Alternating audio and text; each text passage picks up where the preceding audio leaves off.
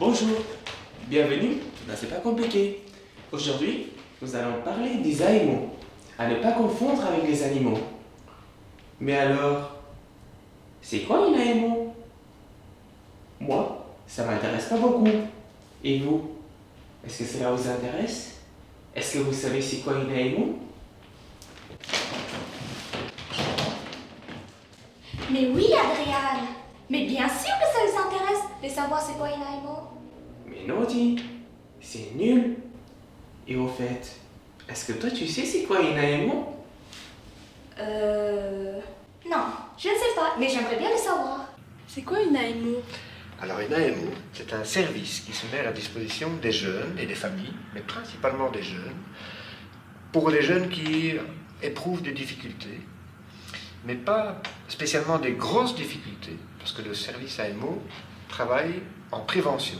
C'est-à-dire quand tu commences à ressentir des difficultés, des petits problèmes à l'école, avec tes parents, avec tes amis, avec toi-même, n'importe quelle difficulté, tu peux aller trouver un travailleur d'une AMO qui va chercher avec toi les réponses. Peut-être qu'il va t'envoyer quelque part ailleurs, il va t'accompagner vers un autre service plus spécialisé qui pourra t'aider dans quelque chose de plus particulier, un problème juridique, un problème scolaire, un problème médical, de planning familial ou quelque chose comme ça. Mais surtout, une AMO va pouvoir garder le contact avec toi, un contact qu'on appelle socio-éducatif, pendant la période que tu décideras.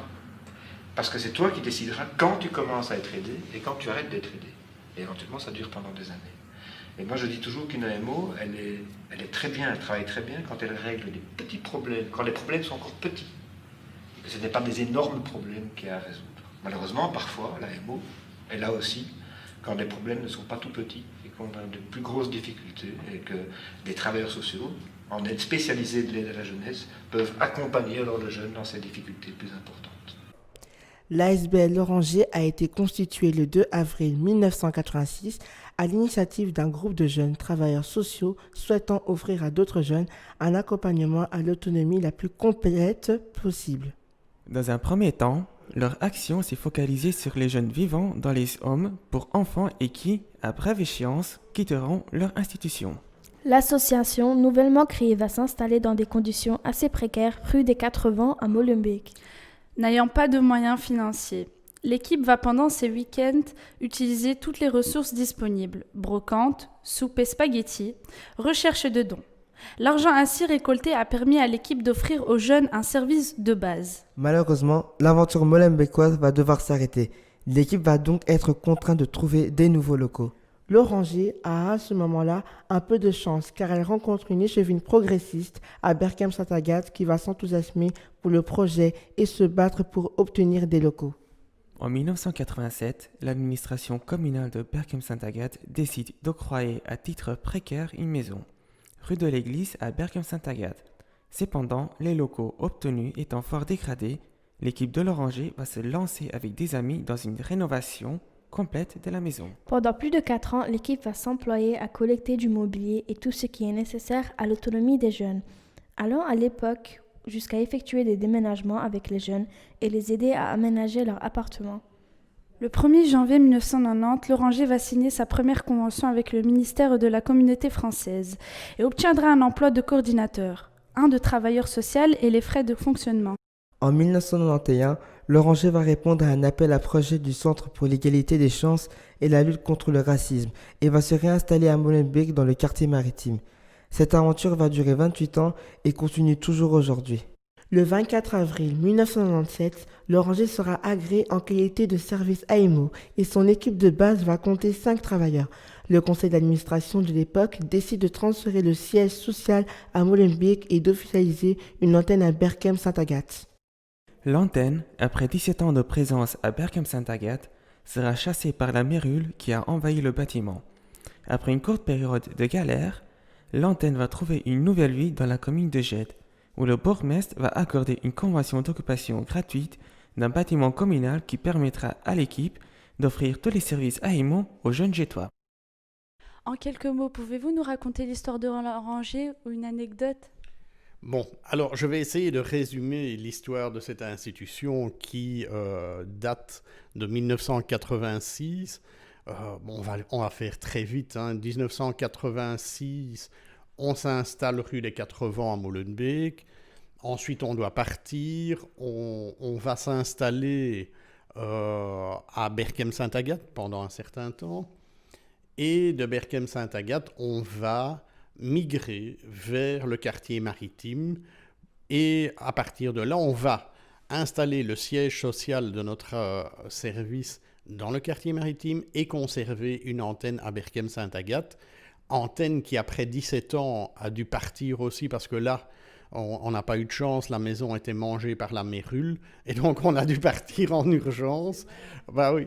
Et voilà, mais on a eu un peu de chance quand même. Le bourgmestre de Jette nous a accueillis dans un local communal, enfin, je dis un local, c'est une maison prêtée par la commune, qui fait partie du patrimoine communal, et qui est mise gratuitement à notre disposition à Jette.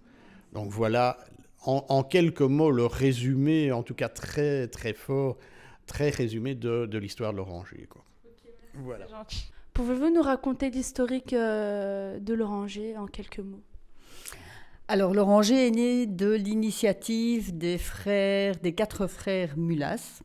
Donc, c'est une fratrie qui a décidé, enfin, qui a voulu en tout cas créer une association d'aide aux jeunes, à la base pour des jeunes qui quittaient les institutions d'hébergement. Ayant eu un passé de jeunes d'institution, ils se sont rendus compte que la sortie de l'institution était un moment difficile et donc il était important d'apporter un soutien à ces jeunes qui quittent l'institution pour s'installer dans la vie. Donc, l'idée part de là. Alors, on a démarré avec vraiment pas grand-chose, beaucoup de bonne volonté, beaucoup d'amis autour de nous qui nous ont donné des coups de main.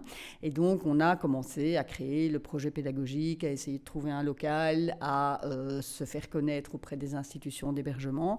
On a commencé à rencontrer des jeunes, à faire des activités avec eux. Et puis, petit à petit, en ayant des contacts, en allant voir, ça a commencé par le collège communal. Et puis petit à petit, on a essayé d'avoir des contacts avec l'aide à la jeunesse, etc.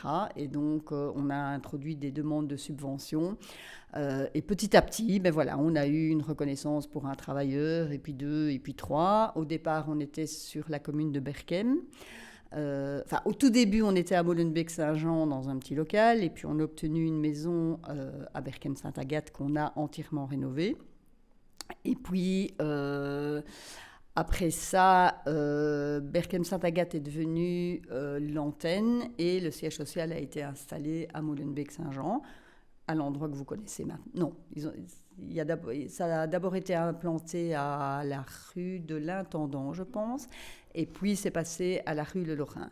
Et donc, le siège social est resté à la rue Le Lorrain. L'antenne est restée sur Berchem-Saint-Agathe jusqu'à il y a à peu près 3 ans, où on a perdu nos locaux et où on n'a pas eu de locaux de remplacement.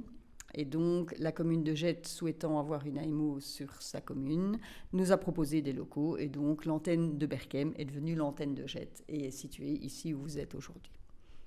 Merci d'avoir répondu à toutes nos questions et d'avoir pris votre temps pour nous. Et merci. Avec grand plaisir. Donc voilà, écoutez, moi je m'appelle Denis Delgado, je suis éducateur spécialisé de formation.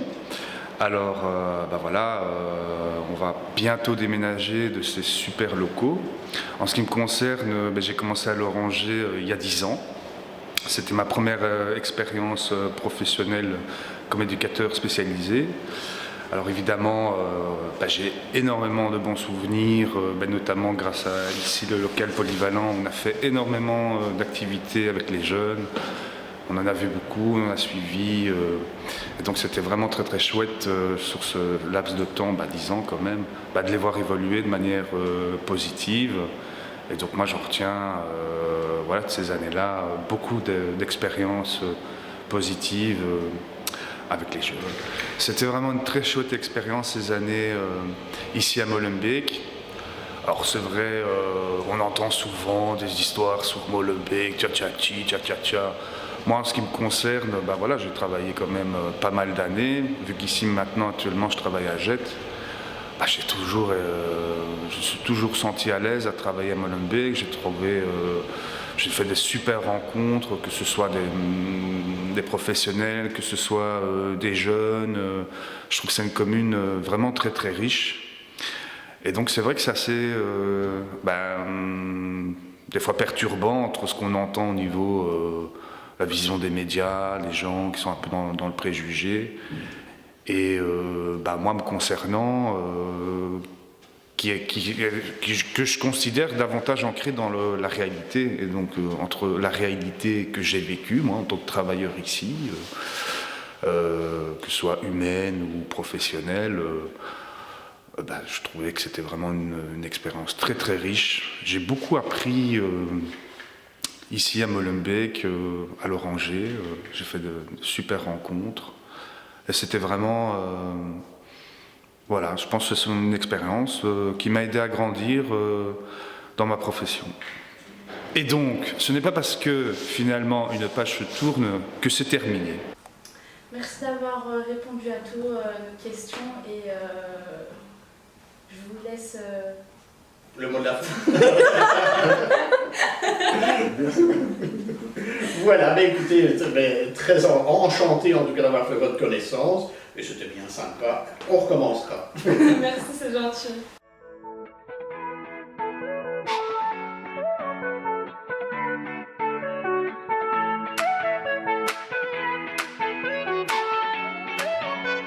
Est-ce que vous savez c'est quoi une